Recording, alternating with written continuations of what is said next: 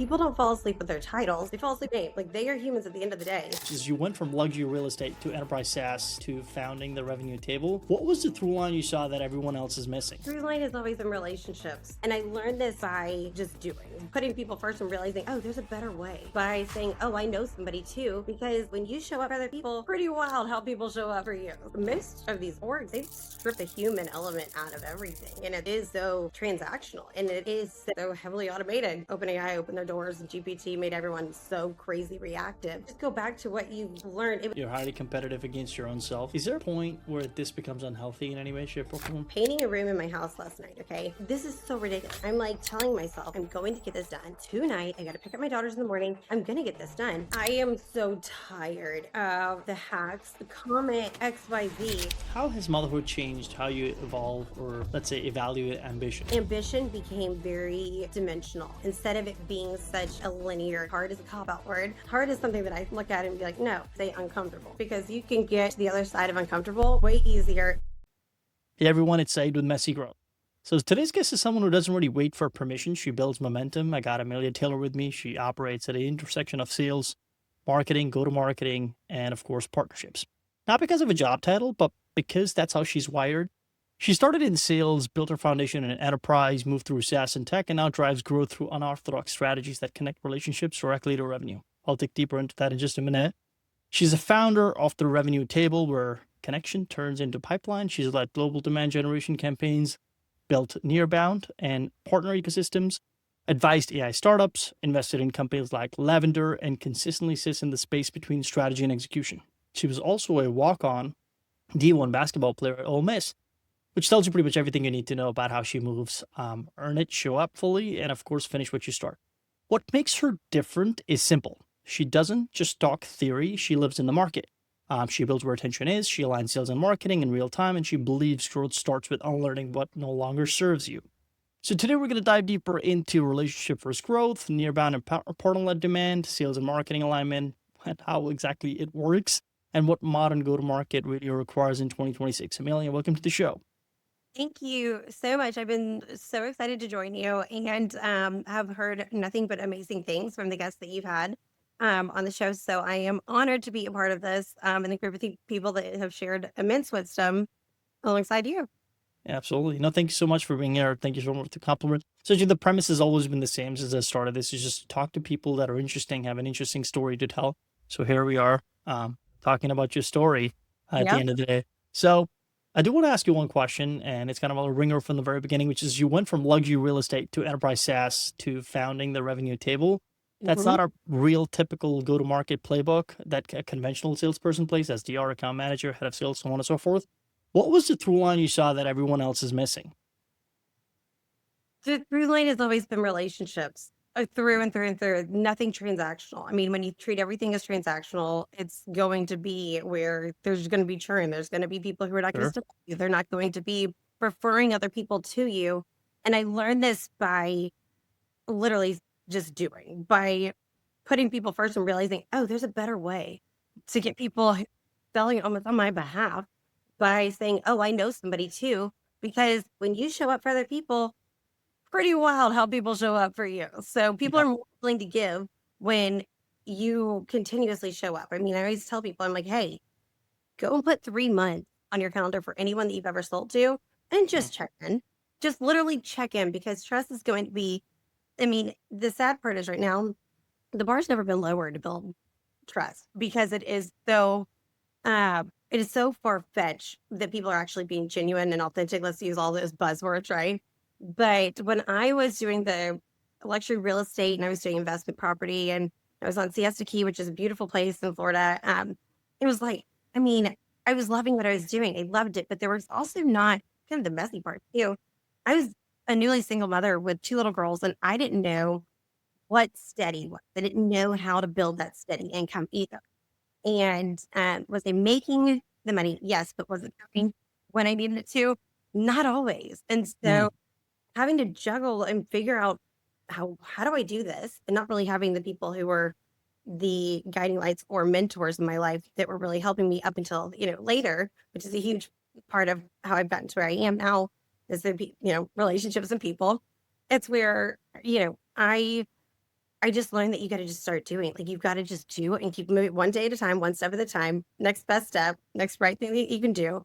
People first, and then I carried that into the SaaS space to where Mm. for the more traditional. I mean, I don't even use traditional with my name at all in any capacity. So to even say that out loud maybe is like a total oxymoron. But I traditional in the sense of SDR, and I had to show up and I had to go kick butt, take names, and which is what I did. But I did so by learning what the top people were doing, testing what they were doing, and then iterating upon that with my tone while taking the whole people first approach from real estate into the SaaS world. Mm.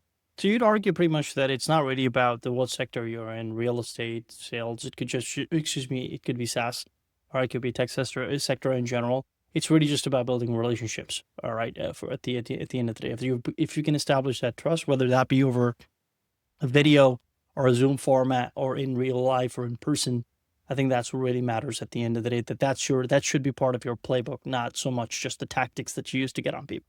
Right. It's the reading the rooms. It's the EQ. It's that street Mm, smart, right? It's being able to earn the trust, like I did with that at that premium price point, but then sure. taking those transferable skills into the SaaS space and realizing, okay, most of these orgs, they've stripped the human element out of everything. And it is so transactional and it is Mm, so go, go, go, and it is so heavily automated. I mean, we all know when we're getting those. The emails are mass blast. And even before then, years ago, before, OpenAI opened their doors and GPT made everyone so crazy reactive, it was, and everyone's like, wow, what do we do? It's where just go back to what you learned. It was kind of an unlearning process too for so yeah. many people, I think, to where you had to kind of reverse engineer what you'd learned before to get back to that, like the roots of what is it that makes a successful person in sales or in any aspect that you're doing as people first. I mean, you're dealing with people, even if there is AI and automation within it, there's someone behind it prompting it to do what it's doing. Yeah. So, it's the methodology is building between those two worlds of where I was and how I got into the wild, wild west world of SaaS. Yeah. Did you not miss it? Because I've spoken to a lot of people where they're like, once you get what it's like to sell in person or talk to people in person, you just cannot go behind the screen and operate the same way because there is that extra level of oomph that is in your step when you're talking to people and you're in person. Oh my gosh. It was when COVID hit, I had I mean, I made all the excuses under the sun to Mm, like try to go and do other things. And like, oh, sure. you're good. Great. Me too. Let's just go for a walk. Whatever it was, just I Mm, needed to be out where the people were.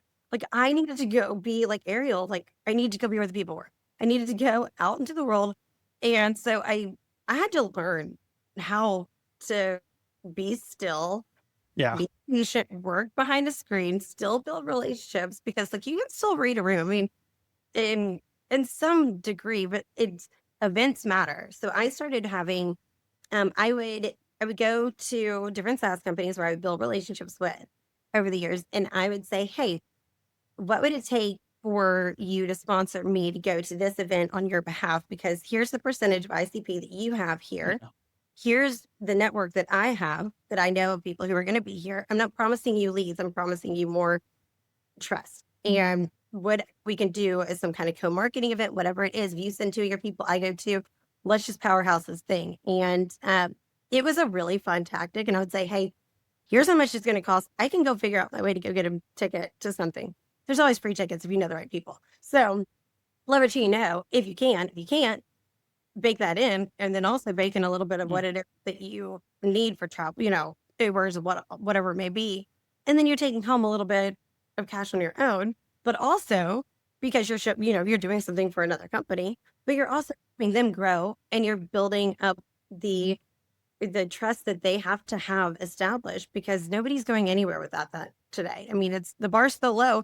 That was an easy way to build a lot with some people that I really admired the work that they'd done, or it was like, all right, let's see if this works or doesn't work. But I had asked John Barris, I went to him through Instagram because that's where he responds. I knew it wasn't through LinkedIn, showing where people mm, are. He was always, John Barris, he was always on Instagram. So I was like, mm, let's shoot a voice note because he made some post at one point about like not wanting all this long written things.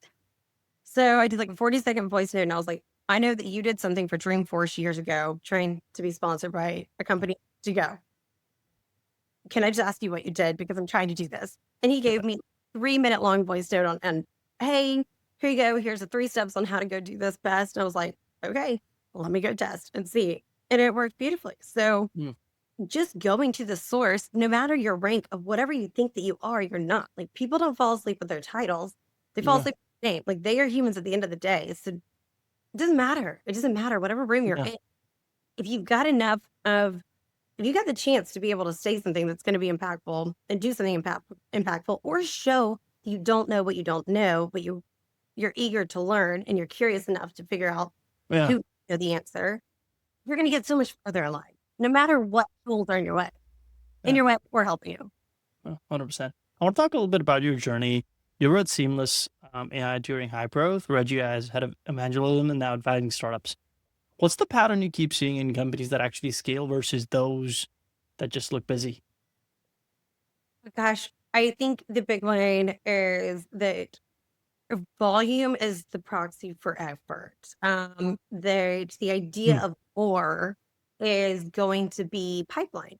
And it's more, more, more, more, more. Or we or it's inaction, still in action. So it's like yeah. two ends of the spectrum. It's, hey, we're not growing. We're not going to grow right now. We're going to keep everyone we have internally and we're going to not outsource anything. We're going to try to build on our own. Not a firm believer in that. I think there's Mm, experts externally that absolutely, if you've got a Salesforce instance, this is total psycho mess. mm, Go get the people who know how to do it.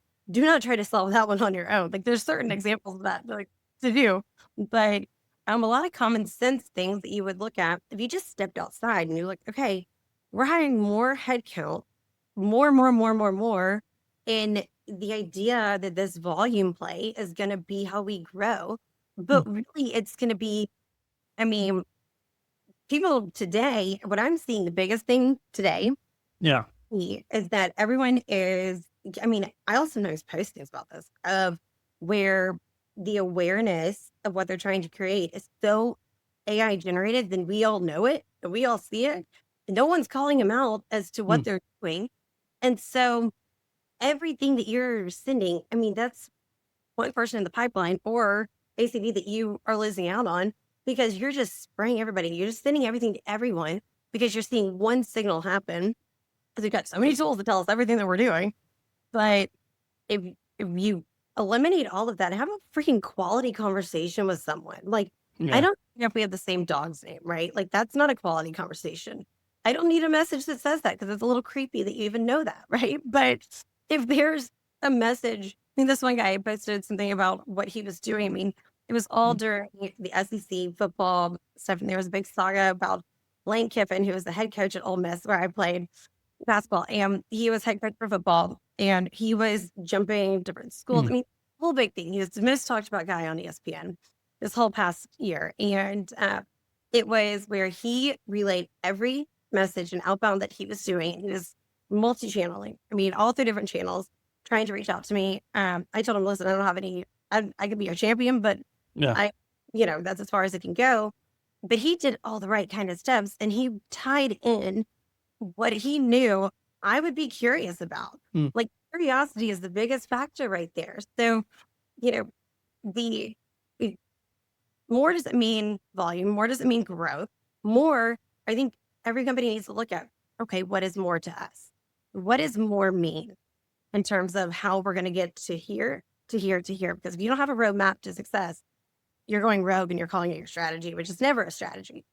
mm. Yeah. Yeah. 100%. You talked about Ole Miss in there a little bit.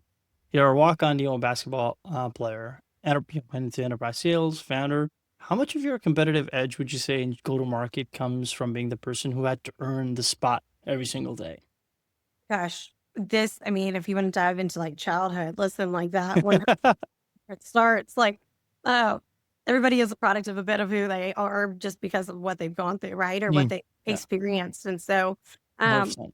I, I've always been so crazy hard on myself, like to a level to where I should be paid to be hard on myself. Like I'm really, really, really good at it. Um, but I've Mm, never felt entitled in any way. I've never felt mm, entitled. I've never felt that I've had this ego.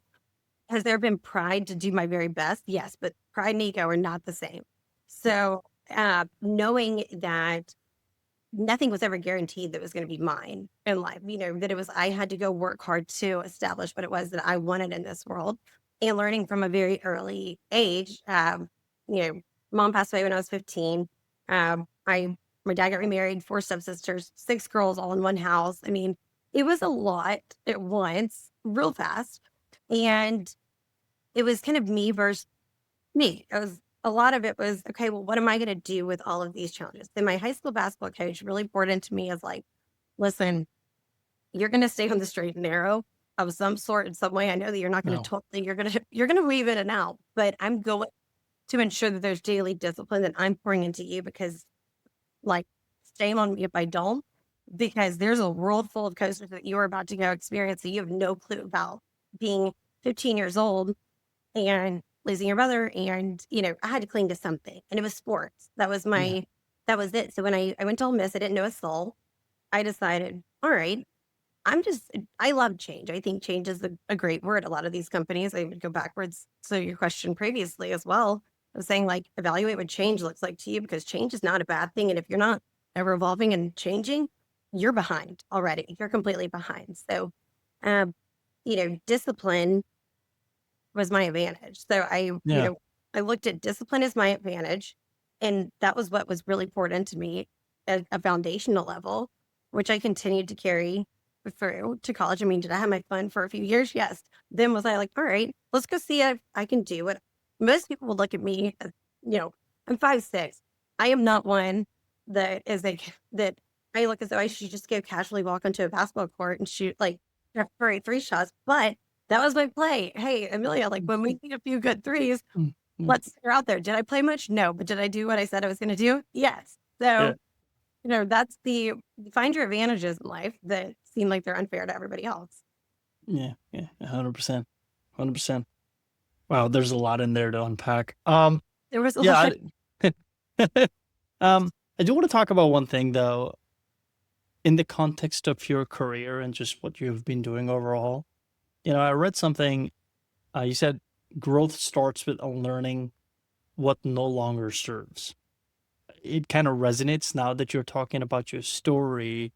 It makes a lot of sense. And I think somebody said, and I don't recall who that person was, that said that if you're 30 years old and you spend 10 years and you're 40 and you haven't really changed your view of the world or learned anything new, you have wasted those 10 years, right? But growth only happens when you get out of your comfort zone and you want to learn for the most part. Um, I want to kind of like tie that over into the market, SaaS specifically, in which we operate. Is there something that the market is still clinging to right now that is pretty much dead already? Ooh, I would be almost so, which sounds quite wild, because I have always been so passionate about community.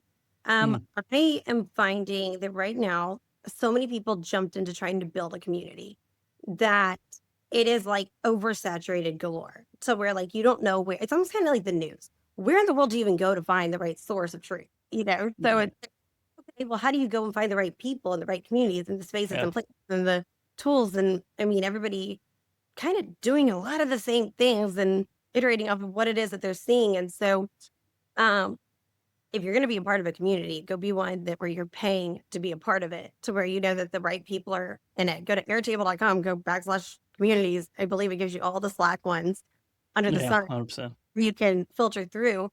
But there's really, or go just talk to people that you know. Hey, I'm trying to get the answer to this. You can find the answer anywhere that you want. That's why selling is going to be something that is, I mean, it is the hardest thing you possibly can do right now if you're doing it in trying to keep up with new age things. There's the new age, you know, initiatives, and there's the old wisdom that you can't neglect. Mm, Neglecting that foundational wisdom of people first, relationship driven, maybe the not sprint so fast. Maybe let's look at this as a curiosity driving. Okay, here's your question, of 10 things that your go-tos that you ask people when you don't simply know what to say. But you've got this whole cheat sheet by you. So you do know what it is that you're saying. But my big thing is like so many people jumped into let's build a community. And I would say 90% of the startups that I've had any engagement with, any kind of relationship with, where I've either done, any kind of advising for them or consulting or whatever may be, contract Sure. work, they have wanted to build out a community. And that has been their goal. And so with all of that, it's a community-led growth being the focus. But like, where do you go? Nobody knew how to build one up. And so they looked at me to do so. And I challenged the whole, well, why would you build a community? You can also ride the coattails of other people who have a really great community where you can go join forces with them in some sense and, in a way, kind of borrow the knowledge that's within Yeah. there. You don't have to go and build, or micro communities might be the game. Let's put WhatsApp and micro communities where all the right people are in the right room instead of it being this, let's build it for everyone and anyone, where it's just noise. Yeah. Yeah. Well, there's no such thing as one size fits all, Right. um, for the most part. Right.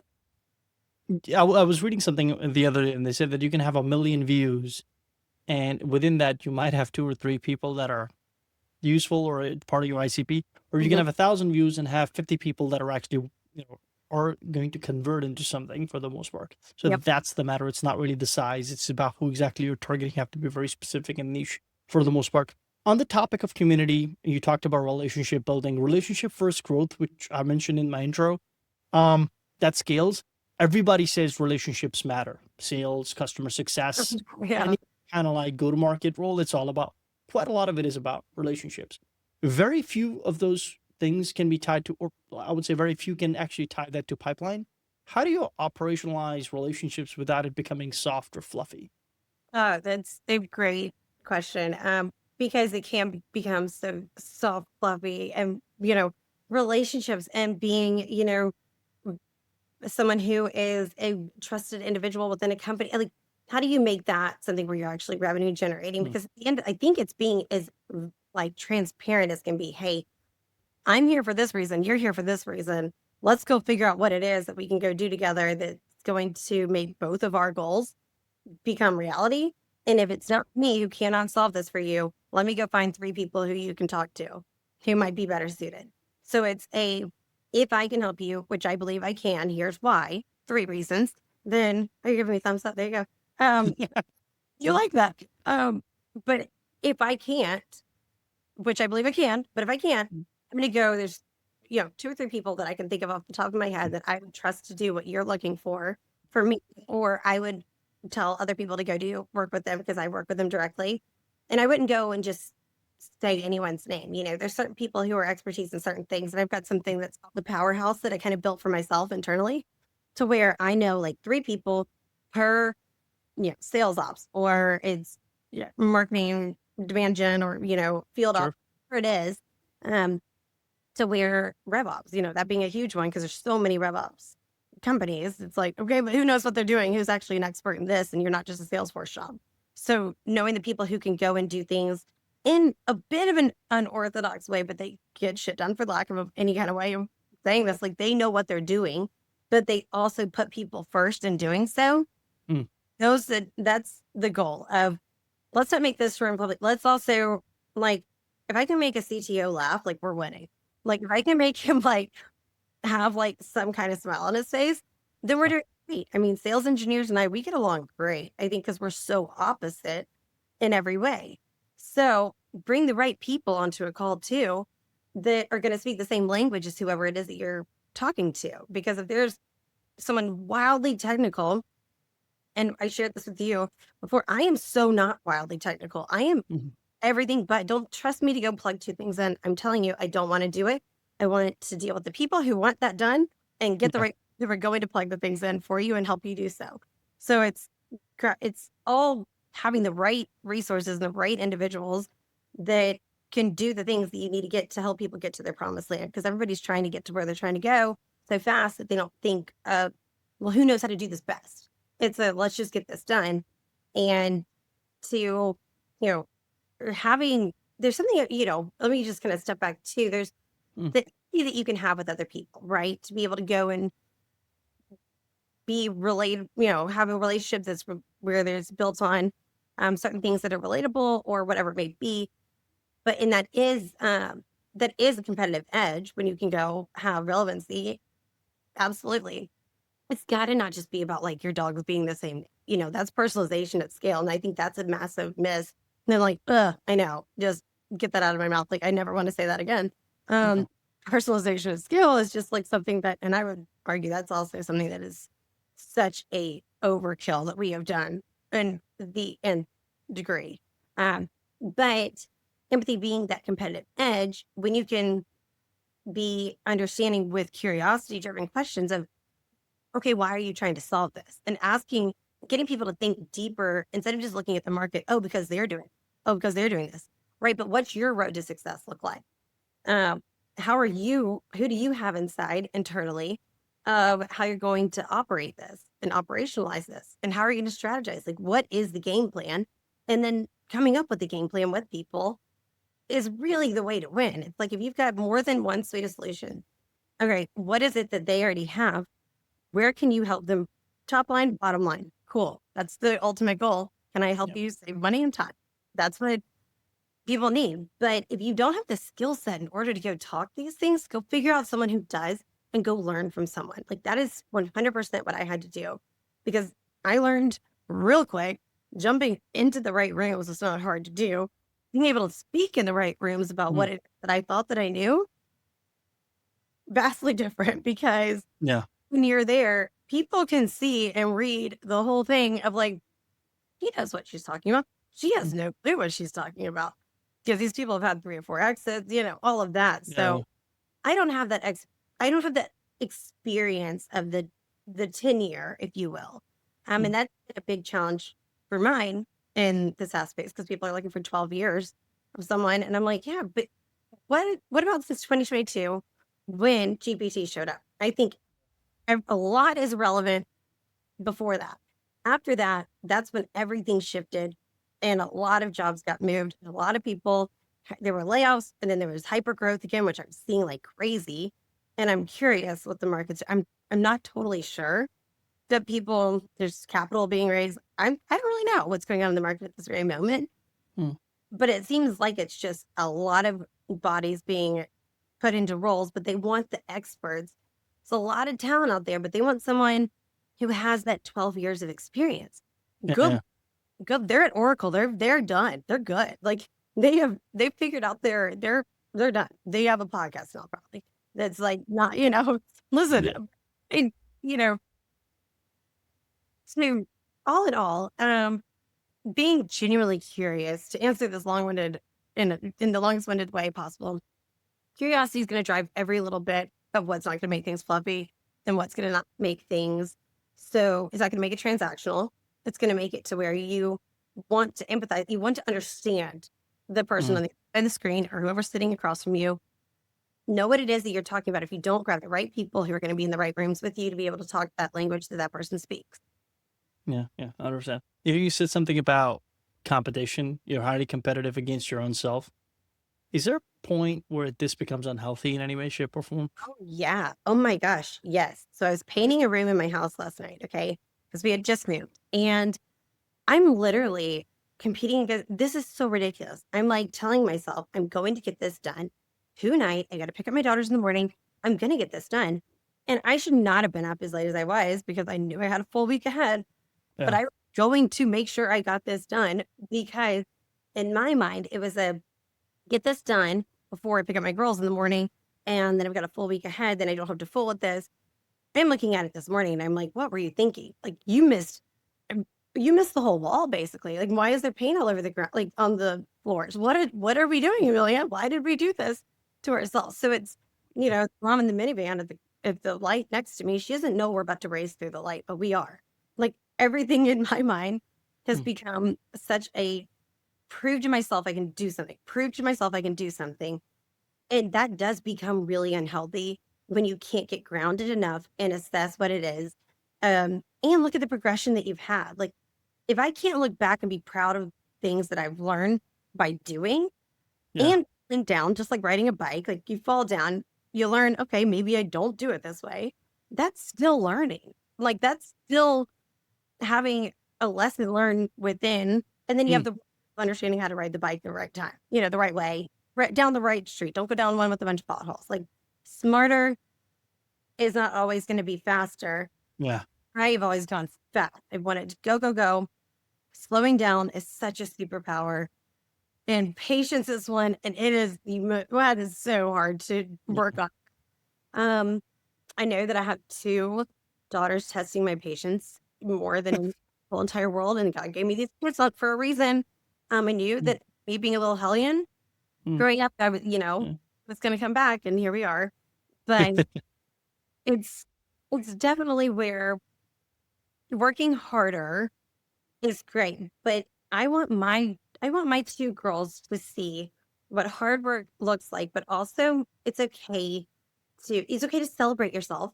It's okay to assess what it is that you didn't do great, Mm, um, and what kind of energy or what kind of mindset am I gonna have going into whatever it is that I'm doing? Because a choice is always gonna be there for me to take. I get to choose in the margin of whatever page that I'm reading, right? The margins are the in between the white space yeah. of what's pre-written, how I'm going to act or react or do or don't do, inaction still being inaction, and my mentality of what it is that's going to either completely burn me out or it's going to fill my cup.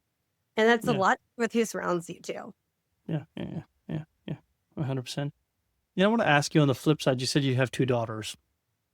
Has mother How has motherhood changed how you evolve or let's say evaluate ambition? Here my story, when I started out in sales, I was money hungry. I really liked the aspect of going after things, but I became a parent soon after.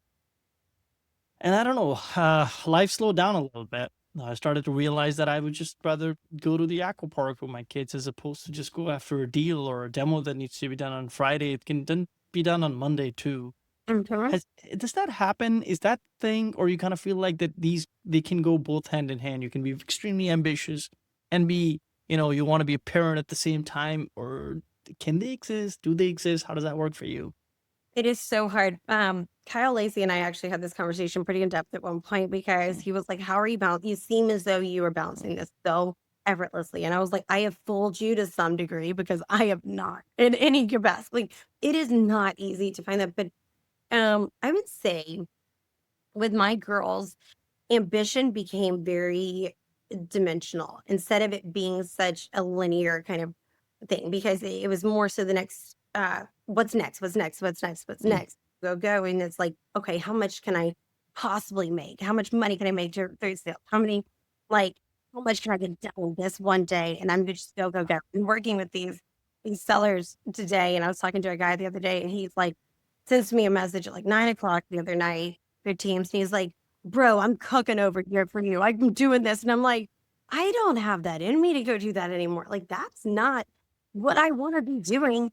I want to be sitting and like hanging out with my, want to be doing something with them because yeah. they also deserve to have a mother who pours into them, not just seeing a mother who works hard and for them to have those foundational core things that are built in, principles that they are never going to waver from in their lives because life is tough. And I'm never going to say hard. Hard is a cop out word. Hard is something that I look at and be like, no, you say hard, it's an easy way to be like, too hard, not doing it. Like my Yeah. girl, we say uncomfortable.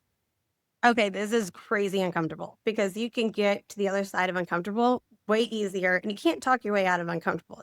Way harder to do. So, being able to say, this is uncomfortable, but I can get to the side of comfort, even if it still is uncomfortable, I can Mm, figure out if there's some kind of resolve or peace within the discomfort or a lesson to be learned within it. I would say it's the hardest part is not going to be the hours yeah. or day. It's more so that mental load that you have to carry of, you how much do I pour into my children? How much do I Mm, go work hard and hustle? Hustle is such a thing that like is not a thing in my world. It's a hustle to the degree of like being um, fiercely competitive to mm, what it is that I know that I can do within those hours. But if I don't shut it down, and it's a hard thing for me to do and be, shut it down, be deeply present with my kids and, losing my mother and you go backwards. But like losing my mother gave me a whole different perspective of what it is to be a better mother and be fully present with my children and how much of an impact that makes on their lives. So if I'm not doing what I know I can be doing with them and with the time that I have, then I am completely failing myself. And again, I'll be so hard on myself that it's choices we make every day. yeah. And there's days you, where I don't do all of those things. And they're like, Mommy, quit working. Why are you doing this? It's 9 o'clock. I'm like, because the people are in Australia and then it's Tomorrowland for them. I don't know. I have to be on this call. But it's also, there's a flip side. They do need to see, okay, as a single mother, I am going to go do all the things that I possibly can because you want to go do this. Life's not free. And there's certain things you've got to see that like hard work does matter. Like you have to, there's no handouts in life. Yeah. Yeah. 100%. I want to switch gears a little bit. And it's always hard for me to just transition when I ask a Yep. deep question, but I really appreciate your insights on that. But I do want to switch gears. I want to talk about something. So you have quite a large following on LinkedIn. Um, People sought out what you have to say, like you have a following, which is great. And is there a belief do you hold about growth that most of LinkedIn right now would disagree with? Gosh, I am so tired of the hacks of comment XYZ and I'll send you the cheat sheet for this that they didn't even create. I'm like, okay, one, you didn't make that. That is the algorithm who is praising what you're doing. Mm, And whatever tool that you created that with, I mean, good on you. You do you. That is, I personally, it doesn't matter to me. And have I been, I have fallen to the victim trap of having that be something where I'm like, GTM, whatever, to get the sheet. And I'm like, what am I doing? There's like mm, 3,000 people commented this and it's going to be an AI generated message I get. And then there's going to be some kind of paywall that's up if I want the next version of this. It's all like game in some sense. I'm not saying everyone's is, but people are playing the game to get more people to go follow what they're doing.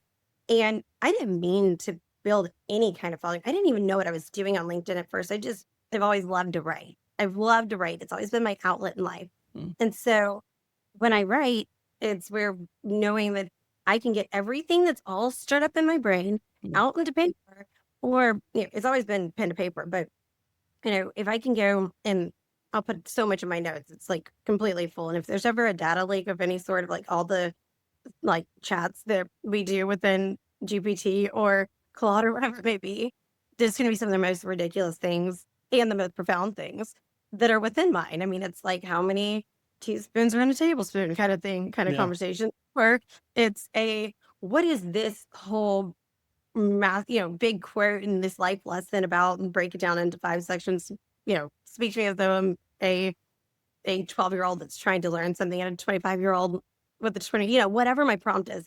But the depth of things that I'm trying to learn at the more like granular level. So it's okay, repeat your question. What was your actual question? No, I was just asking you if there was a growth hack that No, most of LinkedIn would disagree with. there, yeah, I disagree with it. I'm over it. I'm Mm, so done with it. And I mean, someone posted something not long ago and they were like, can everyone just shut up about Claude for one time? I don't want to see one post about what they are doing. And I'm like, that's amazing. And what he did, I'm not mad about how mm, he kind of the system because he went against the grain.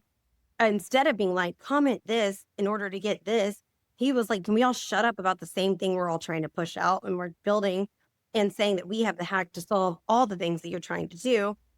Can just stop talking about it for a day. Like, let's just like be human. Like, mm, get back to just writing real, raw content. I mean, you see certain things that people are posting and they figured out how the algorithm praises it and how they don't. Um, People are going to read what they want to. And I think a big thing is, which I don't ever disagree with someone who's going to disagree in a way where they've got something to back it up with. If they've yeah. got something to, if people start fighting in your comment section, you won. You totally won because you stirred up something in people's minds to make them think in this provoking way of, I have to comment and say my peace of mind. But if and I've always thought that, but if you don't Mm, have anything that's really going to be where people can relate, or if it's going to be um, raw and real, I'm not totally here for it. I don't want to yeah. see your hack. I want to see results. Like Adam Robinson's really good at playing the game of LinkedIn. He's also like he does the whole thing all the time. Comment this and you get this.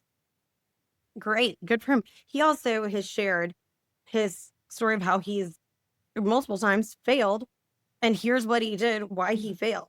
and here's what he's going to do in order to not fail. So I think the failure being the story too, people share wins a lot, but where's the story of how you got to where from here to here? Where is that part? That's missing because you're just talking about starting and then I generated X amount of millions of dollars. Awesome. I don't really care. That's great for you, but how'd you do it? Yeah. Like the two biggest words ever searched in YouTube are how to. People just want to know, Right.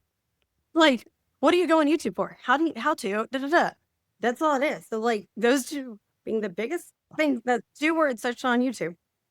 That's all people want to know, how to Yeah. do this. But it might not be this cheat sheet that you're trying to provide everyone, because really you're just trying to gather all of their names and Mm. then you're putting them with some kind of system to where you're just blasting them with something else and Yeah. you're all the things. But um, investing in more people who are going to Mm. go in the comment section. Like, here's the flip side of that of Yeah. it being go do the right things that are going to get you seen by the right people that you want to be working with too, and you want your corner. Like, you want certain people to go see your content or reach out to you saying, "Hey, love what you shared here and how you put a different spin on what everybody else is saying." Go challenge what everyone else is saying in some sense if it does make sense to do so. Yeah. Yeah. Yeah. 100%. I mean, I guess in some sense, it just comes back to what you said at the very beginning about relationships, right? And trust. Like, if you want to go far, be honest, be truthful. But if you want to get some clickbait engagement really quickly, then go Yeah. out these hacky routes. But the first one is just going to be as a more sustainable, scalable strategy long term, for the most part. Um, I want to ask you one more thing before we head into our rapid fire round. You published Heels to Deals: How Women Are Dominating in B2B Sales. Is there a myth about women in sales that you're tired of hearing, going with our chapter and consistency of tired of being on LinkedIn, some of the things, but is there something that you hear that you're like, oh, really going into my gears when I hear that? It irks me to another level. Okay, Mm. so there was a group of women. It's a great book. There's a lot of storytelling within Sure. it of how people get to where they are, which is part of the Sure. reason I was part of it. And I told a good bit of my story, but I was an AE at the time, selling RevOps services. I was not even nearly where anywhere close. I never thought about even sitting in the marketing side. I always kind of was like Mhm. X to market. But learning demand generation is something that is so important, and doing it right and well in how SaaS is today. It's like, no, this is where I thrive. This is kind of all encompassing of what I do best if I can go overlay into all different sides of things. But what I will tell you right now, I am so tired Mhm. of women making things, and I am not sorry if this is going to bother people. I'm not. I'm very unapologetic about saying this. I am very tired of the whole men dominating the SaaS space and 73% being in the boardroom, which I think is the right percentage. It might be a little Yes. more. And it might be a little more than that. Yes. Yeah. And, it's harder, much harder for women to get investors if they're founders than men. Um, all of those things, so be it.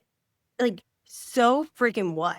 Still go do it. Like, go do it. Go figure out what it is that you can go and make happen, because there's far and few between women who are making a big old difference in the SaaS space. I mean, there's a handful, right? Like, there's a lot to a degree, but the founders out there are the people who are challenging the men in the Mm. or who freaking cares if they're sitting in that seat? This has always been a male dominated industry. It has been. Software has always been more male dominated. It doesn't matter. At Mm. the end of the day, people are people, man, woman. I don't care. Go play the game of the skills that you have. Go play the cards that you've been dealt, and go do what you feel is the next best step for you. Stop looking at what, yeah, are there certain things where to some men, they would not like the fact that women are being way more successful in some degree. Yeah, have I dealt with that too? Yeah, but I'm not going to let it get to me, Yeah. because what I'm doing has nothing to do with some of these people who want to bash me. Like, I'm going to focus on me, because you're just going to take up real estate in my mind, like I'm doing for you.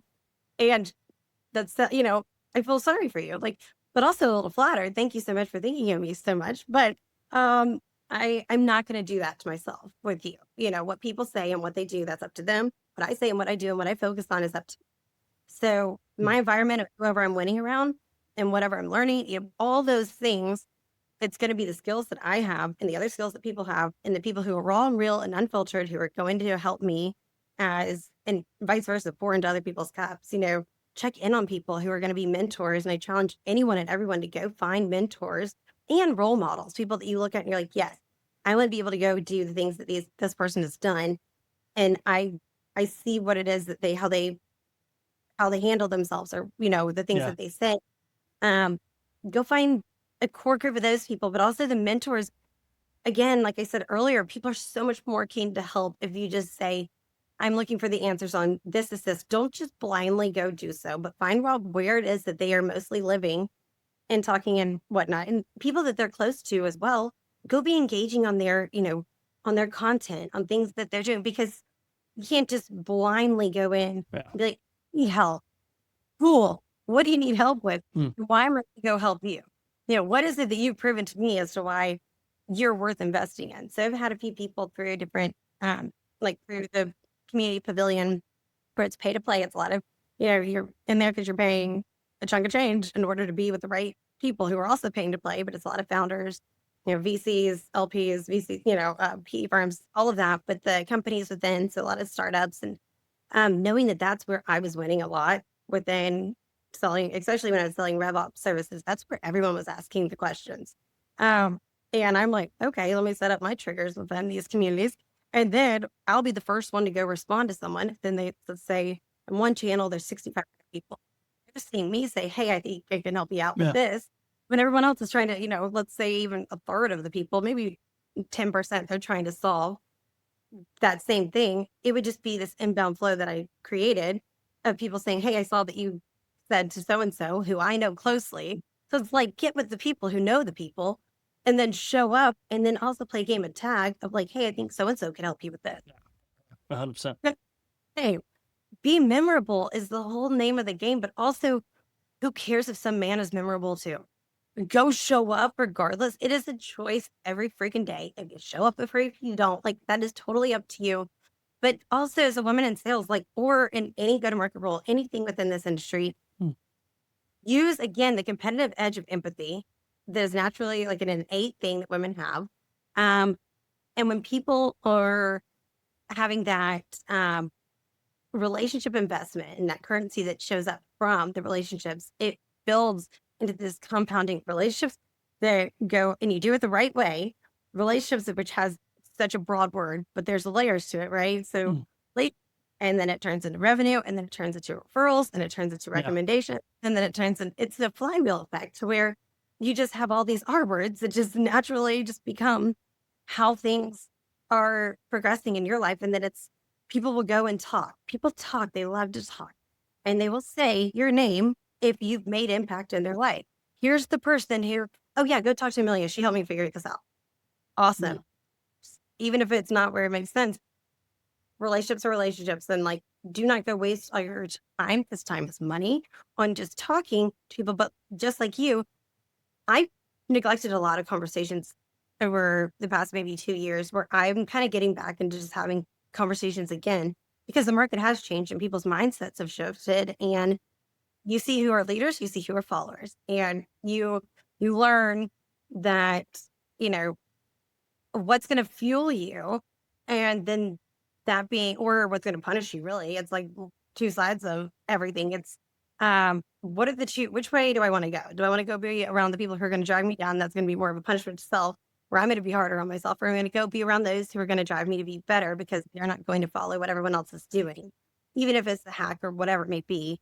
um Male, female, don't care. Go find the right people who are going to be in your corner. But um, mentors are the way to get you into a whole lot of rooms that you didn't realize that you could be into. Hmm. Absolutely. This is fascinating stuff, Amelia. We do have a tradition here of rapid fire rounds, very quick questions, very quick answers. So I want All to get right. into that. Uh, Best advice you've ever received, business or personal? Oh, I said it probably 3 times on here. Inaction, still in action. Like that, I would say, is my go-to. And one stair at a time, not the whole staircase. I'll add a little Uh, extra one. Like 3 things, one stair each. That's it. 100%. Advice you ignored or wish you had listened to? Oh, it's slowing down will get you way further than speeding up, than going as fast as you possibly can. because you don't learn by going so freaking fast because you miss a whole lot more. Also, curiosity being the lever that you've got to pull in order to gain the trust by asking the right questions. I was Slow, just speeding through and forgetting to listen. slow is smooth, smooth is fast. Um, Yep. what would you tell your younger self, say 7 to 10 years ago? Oh gosh. Wow, this is a tricky. What I would tell myself is maybe don't get out of sales quite yet. I think I might have jumped ship too soon. Hmm. Burnout was felt, but it was with the people I was surrounding myself with. And I was not surrounding myself with the people that were helping me build and grow into the where I wanted to go. What I didn't know where I wanted to go. So also it'd be a self assessment of what I even want to be doing with this one life that I have. It was more just go as fast as I could. That was Mm, the superpower. Go fast and get shit done. No, that was so wrong in every way, shape, and form. Uh, Again, it's competitive against yourself too, is not going to always be the winning strategy. hmm. Like it's go find what's going to fuel you and get you further. I'm not rapid firing this well. No, you're good. That's fine. That's fine. Um, one Stop because ongoing, sorry, go ahead. no, I was just your turn. No, one ongoing There. challenge in your current work that keeps you up at night.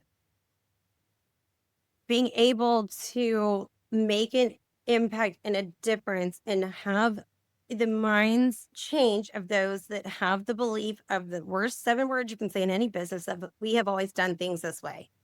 Uh, Being a part of and working on contract with ConnectWise is a big PE bagged large global company, and certain things have always been done a certain way. Hmm. Outreach can't be done the same way it's always been done.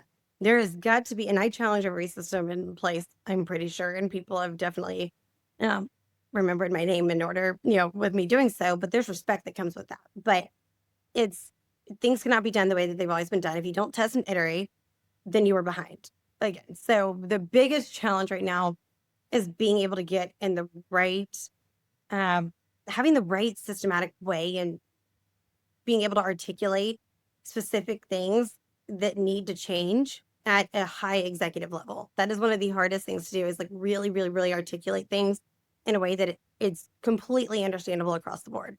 Hmm. Fair enough. Your favorite restaurant, meal, or spot in Florida? Oh, okay. So it's right around the corner. It's called Bocelli. It's great.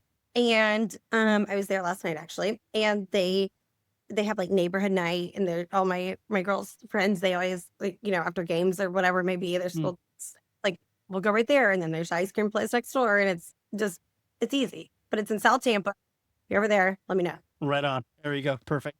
One tool that you swear by and cannot live without. Oh, one tool. I would say Slack. It is easily But one of my favorites too. I am Teams right now and I'm losing it. I'm losing it. I'm like responding to people through Slack if I know they're in some group because I'm like, I Teams is not, it's too so easy, it's hard. Like for me, it's difficult. It's trickier. Yeah, yeah, But 100%. yeah, a lot of tech stories though. This has been fascinating, Amelia. Thank you so much for taking the time having a chat with me. Where can listeners find you? Of course, you can find me on LinkedIn. I am pretty prone to respond to people if it's going to be an outbound message of any sort that's going to be not generic and don't do M dashes, the double dashes. Don't show me that you didn't make any effort Mm, whatsoever that you yeah. put this through it. And then you decided, oh, what are the 3 takeaways I can go and share to it with Amelia? Do that. I will call you out and I will maybe post about it. But Mm, find me on LinkedIn, find me on Instagram. I'm trying to grow my following there. Just not grow the following, grow the right following yeah. of people that I'm share things about my children, but also like personal life, and then also like I can't wait to share this on there as well. So Mm. when we get all of this out into the world, so there, and that's really the biggest places to find me. I mean, LinkedIn. That's where you go. Perfect. Perfect. No, this is great. Amelia, thank you so much for your time. Really appreciate you coming on and having this chat with me. Folks, if you got value out of this, share it with someone who needs to hear it. I'll see you all next week. Thank you. Thank you.